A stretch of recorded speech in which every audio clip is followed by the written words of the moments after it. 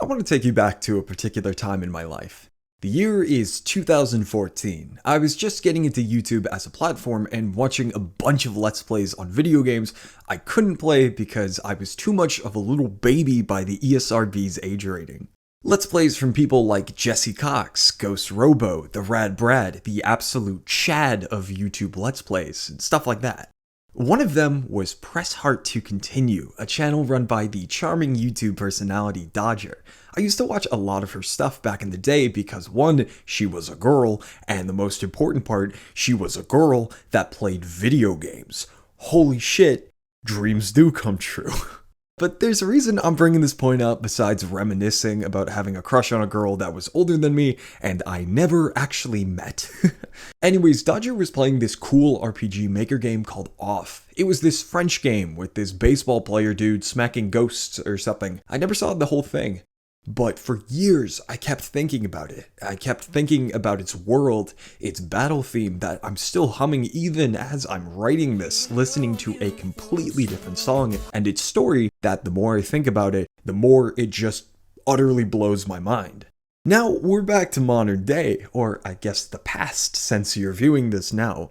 I was jotting down some ideas for videos, then I was struck with a blow of nostalgia so hard, I just had to sit there and think, yeah, it's about time I talk about OFF.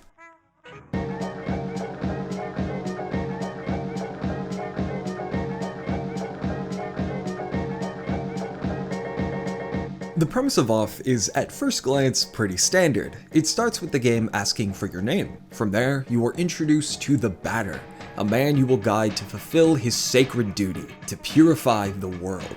To do that, we will traverse through 4 zones and eliminate any specters, ghosts that are haunting and attacking the denizens of each zone. We are given a brief tutorial from the guardian of Zone 0 named the Judge, and as we finish, he wishes us well, and we are sent to Zone 1, beginning our adventure. OFF was created with the software known as RPG Maker 2003, a toolkit for creating your own pixel art styled RPGs without needing to make an entire engine from scratch. Meaning from a purely mechanical standpoint, it plays much like an RPG Maker game or any old school RPG, which I will expand on a bit later. But for now, I want to talk about the most striking part of the game, and that would be the look. The setting of OFF has a standard RPG setup. Go to a new area, fight all of the specters, and then defeat the guardian of each zone. But as soon as you walk into a zone, then it becomes this otherworldly experience. Sections in each zone are given a particular color, with lighter or darker shades to either show pathways or add texture to objects. It's not like our world, where a variety of colors come together, like the sky is blue, the grass is green, or yellowish depending on the season. Rather, the entire color dictates the look of each area, representing that section of the world. Such as the first zone you enter, Zone 0, using the color yellow, making this area have this almost ethereal quality to it, allowing a sense of calm and peace in the area, in part due to there being no actual combat besides a mock battle to get your bearings with the combat system. Or take the library in Zone 2. It's completely covered in a hue of blue, which could represent the loneliness of the zone's guardian, and the sense of failure in maintaining what he has been given to create. The colors of this world are more than just making each area look visually interesting, but it also sets the tone. But what you might find interesting is how, while there is color in each area, every character is depicted in black and white, giving off this feeling of being out of place, like they don't mesh with the world around them. In fact, most of the people in each zone look identical, this timid-looking office worker, but copy-pasted through each area. The people are just sort of passive, preferring to just exist in this place, which adds this unsettling feeling, like this world is bare and horrifying, yet the people here are complacent with it, even at peace with their world, considering it perfect. What's really cool is how in the overworld, characters are depicted in this pixel art style, but when in combat, enemy sprites are converted into this pencil sketch art style, allowing the game a really interesting look, but also highlights just how dangerous these things are. Like, if someone can change their complete medium of their creation, you know they're not messing around. I'm a huge fan of stuff that takes advantage of other visual mediums to portray unique aspects of their stories, and I really dig the blending of pixel art with the pencil sketches. In fact, certain objects in the zones are drawn this way too. Sometimes when you interact with objects or images, they are hand-drawn quality to them, making them visually distinct with adding this cool layer of immersion. And when the locals explain the lore of their zone or their work, the images displayed are similar to the look of... The best way I can articulate it is the drawings of old 1800 black and white illustrations, but framing them with this unique world building for their purpose. The look of OFF is one of the biggest strengths, and a lot of the fun in partaking in this experience is just exploring this unique and strange world. As mentioned earlier, most of the inhabitants of OFF seem to be nearly identical, with exceptions with different pieces of apparel occasionally. But there are 3 characters I want to go over that you will constantly encounter throughout your journey. First is our player character called the Batter. This man is solely focused on his mission of purifying the shades, refusing to diverge from his goal and can come across as cold because of it. And it's interesting that for his class it says he's the savior, yet he sure spends a lot of time killing things. Huh. Anyway, our next character of note is the Judge. This feline bounces between zones to catch up with us. He also addresses the Batter and yourself as 2 different people, well aware that you're along for the ride. He also playfully teases you throughout a few puzzles. And for our last character, we have Zachary. This guy is great. Zachary is well aware of his purpose of being an item merchant and will constantly break the 4th wall, being well aware he is in a video game. I like to imagine he has a shit-eating grin all the time under his mask, but that isn't officially confirmed. There's even a point where he pretends to be the judge and wears a cat mask. His soundbite of him chuckling with each text box now replaced with him saying meow. The moment that made me chuckle is when he asks you to race into a new area, and once you clear the area and are about to make your way back, he arrives extremely late to block your path and then begins to tell you the backstory of this place. And just as the Batter says he already heard it, Zachary responds only with an ah. Zachary is a bit of a goof, and that's what makes him great, especially in a world as strange and lonely as this. His jocularity is nice to have. Now, let's move on to the gameplay. OFF has 2 main forms of interactivity. That would be the combat and puzzles. Combat is very similar to old school RPGs. You've got an attack command that does a basic attack, a skill page labeled competence, which can do a variety of things depending on the character, such as curing status ailments to specific attacks of a particular element. A defend command that allows your action to reduce incoming damage, objects which allow you to use any items you may have in combat, such as status curing or health or CP healing items, and the flee command, which can't be used for story-related fights, which adds this interesting bit of character building that the Batter refuses to run unless absolutely necessary. If you played a similar style RPG, besides the names, it's going to be very familiar to you, but if this is your first ever RPG, I hope my explanation is making sense to you. I know this is common in stuff like the Final Fantasy IV remake, but one cool touch is how you have a bar to signify your turn. When it's full, the character is able to perform their action, and it's a nice detail to keep battle a bit more fast-paced rather than being a very slow affair. If you don't act quickly, an enemy can unleash an attack before you can pull off your action. The abstract backgrounds for each battle is pretty cool, and while it's played quite a bit, I do really dig the battle theme titled Pepper Stick. I played it near the beginning of this video, but here's a reminder of what it sounds like.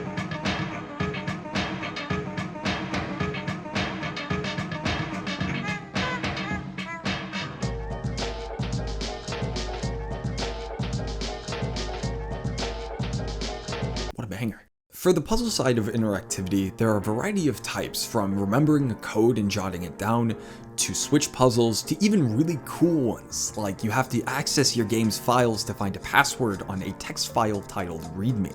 They really do make you think, and they can be a nice break from the combat. Now, these are pretty cool, but it's not perfect, and on that note, so while the combat and puzzles can be pretty cool, I would also say they are the worst part of the experience. Combat encounters happen pretty frequently, and random encounters aren't very engaging besides the sick artwork for them. But once you fight the same enemy multiple times, they aren't very challenging, but in most areas the encounter rate is very high. The game features an auto battle feature, where you can click it and the game will do the battle for you, which is nice, but it leads to an engagement problem, that if I keep encountering the same enemy over and over again, I can just have the gameplay do it for me, and if I do want to play it, the combat is not engaging enough for me to want to, and the solution seems to be to just do it for me. If there was an option to reduce encounter rates with an item or a skill, I don't think this problem would be as pervasive to me as it was. And on the subject of puzzles, as I mentioned earlier, some are really cool, but others are a bit frustrating. One particular section that immediately comes to mind is the mineshaft area in Zone 1, where your vision is very limited, so you only have a small radius to see. And the tunnel has plenty of diverging paths, but if you take the path to the end, a spectre will show up and combat will begin. The problem is that because you can't see where you're going very well, and they look so similar, you're probably going to go down another tunnel or the exact same one, leading to the same encounter showing up and initiating the same battle again, and rinse and repeat until you find the right place to go. And besides trial and error or looking up a walkthrough, there is no way to tell where to go if you're stumped. If you're into RPGs for mechanically satisfying combat and are not a fan of puzzles or not on board with engaging with one, even if it borders on frustrating, then you might not dig playing off. If you're into it and don't want to play, maybe watching a let's play of the game would be more your thing. Oh man, it finally sunk into me right now. I mentioned it earlier in the video, but I haven't heard the term let's play in forever. Damn. Anyways, now that we got the possible deal breakers covered, it's about that time to go into the story, which I would say is the most interesting part of the game to me. And I really want to talk about it, because I don't think I could walk up to my family and start gushing about how interesting this game is. But to do that, I will be covering the game's endings, so this is going to be the spoiler warning section of the video. If you want to play it and experience the game for yourself, feel free to leave now and have a great time with it. I'll leave a link to the OFF wiki for downloading the game. It is entirely free. Maybe come back after some time has passed and let's compare thoughts on it. But for those who already have played it, or others who aren't interested but really want to know what happens, first of all, thanks for sticking around, guys. And let's begin. As mentioned earlier in this video, our goal is to purify the world. To do that, we need to destroy any of the specters we come across and defeat all of the Zone Guardians. But if you've been paying close attention to certain details, some points of your quest may feel, pardon the pun, off. Such as being called the Savior when all you do is kill things, and how most of your healing and status condition items are meat. Or when you defeat a zone boss, you're teleported to the map screen, but if you go back in, you'll notice all of the color has been sucked out, and all of its people of the area have disappeared. There's also this small bit in Zone 3 heading to Area 4, where Zachary and the Batter are on the train.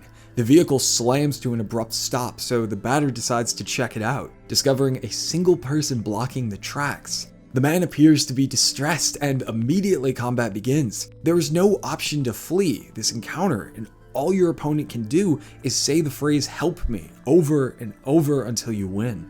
When the Batter arrives back in the moving box, Zachary asks, "So what was it?" leading to the Batter ignoring his question and taking his seat. If you're playing the game just like a standard RPG, this may seem odd to highlight this, but if you're viewing this overseeing the Batter's actions as his own character, you might start to question what exactly this guy wants and what purifying the world really means. Okay, so after we defeat the last Zone Guardian, we arrive at the room, the last part of the game, and this is where everything starts to get pretty crazy. Throughout the game, we've been seeing this little baby named Hugo alone in this room, commenting on the Zone Guardians who are defeated, and it's revealed in this section that this baby is the world's creator. He has created everyone in this world, from the Guardians to the people to even the queen of this world, his mother, and your player character, the Batter. In fact, in this old playable comic section, the antagonist is labeled the Baller, who has a very similar look to the Batter. Now, from what I understand of it, Hugo has been in this room for his whole life, creating every aspect of the world, but the odd part is how Hugo created his mother, the Queen, who in turn created the world. I don't get how it works, but whatever. Hugo is the metaphorical boss baby. So eventually we encounter the Queen, and she mentions how she has created this world for Hugo, and our quest is destroying it. The batter simply responds because she created the world and have abandoned her creator, it has caused the batter to partake in his sacred quest, and ultimately, we fight. This battle is pretty intense, not from a mechanical standpoint, rather the music and the queen herself. The queen begins whispering in hushed tones that physically harms our character and his party members, how the world will fade away if she is gone, or the most brutal phrase a mother can say, "No dessert for you." But the music creates this sense of tragedy and inevitability to it. As we destroy her add-ons one by one, this looping music conveys this feeling like it's only a matter of time before we are victorious, and it makes us question if victory is the right thing. And eventually, after defeating the queen, we teleport to the room, and this is where it starts to get pretty nuts. So as we head into the room with the baby Hugo, the batter simply says, "I'm here," and with that, purification begins. And I think you know what that means. I felt like absolute garbage during this section. Purification is in progress and our target's just this little baby. He can't even fight back, he just defends himself the best he can. And if I wanted to see this ending, there's no avoiding this moment. You have come this far in the journey. You are right near the end. Are you thinking of just turning back now? And as awful as this moment is, it's also brilliant because this fight makes you question yourself as the player and the way you interact with the game. You've been purifying all of the enemies in the game. What's one more?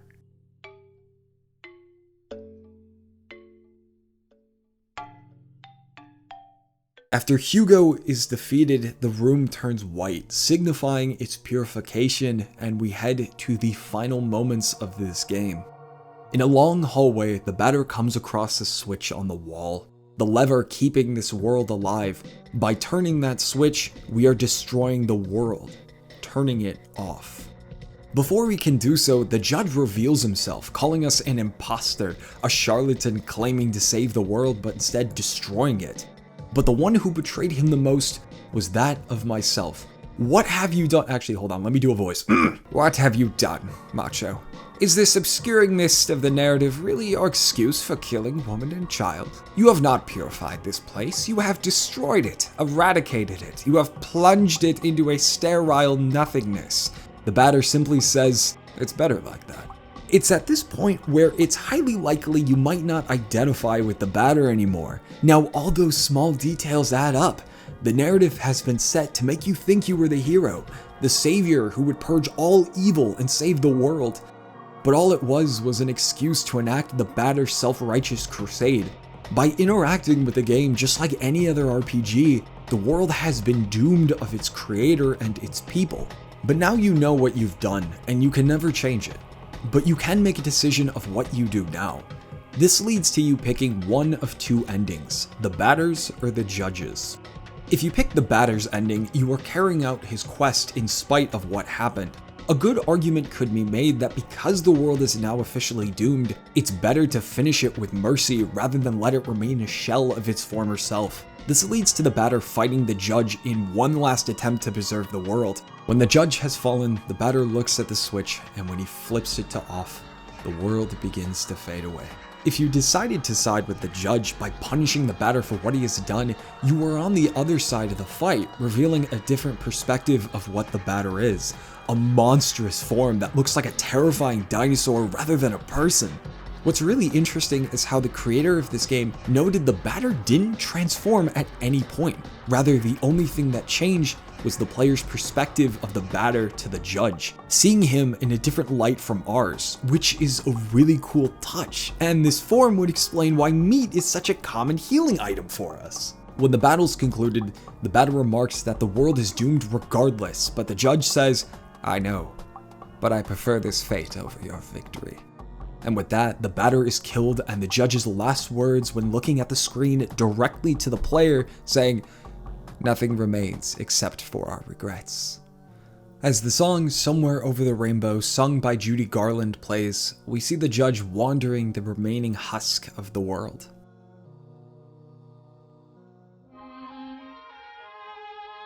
OFF is the kind of experience only a video game can provide. By framing the narrative as a standard RPG setup to defeat evil and save the world, We are unintentionally dooming it by exerting our will over it.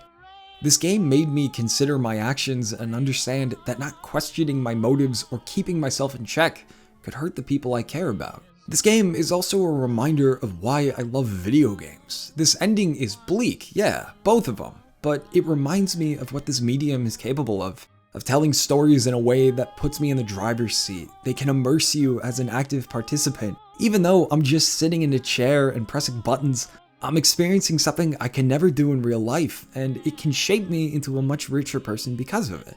I'm not gaining any new skills, I'm not earning money from it, but I'm experiencing emotions in a way that feels real, emotions that I may never get to feel throughout my day-to-day. This setting isn't real, but the tears that welled up when I hit the credits were. Does the fact it's pretend really matter? OFF is a video game that shows me what this medium is capable of. It doesn't feature mechanically satisfying gameplay, loot boxes, or AAA marketing which makes it something everyone is talking about. It's not a trendy topic, it's not featured by handsome and beautiful streamers, but it doesn't need to. It's something I love regardless, and it makes me proud to play video games and partake in the stories they can tell. And I'm glad I'm not the only one. This game has a cult following that's been going on for years. Even Toby Fox, the creator of Undertale, cited it as a huge inspiration for that project. What I'm trying to say is, this game is magical, and I hope you partake in it if it interests you and you want to see what video games can do. And I just want to say, for anyone who worked on this game, if you're viewing this right now, thank you. Thank you for this creation and getting it out there and sharing it with me. My name here on YouTube is Pollymacho. Thank you so much for watching. I would be delighted if you would rate this video with whatever you thought of it, and subscribe if you want to be notified for my future work. Thank you so much once again, and have a great rest of the day. Take care.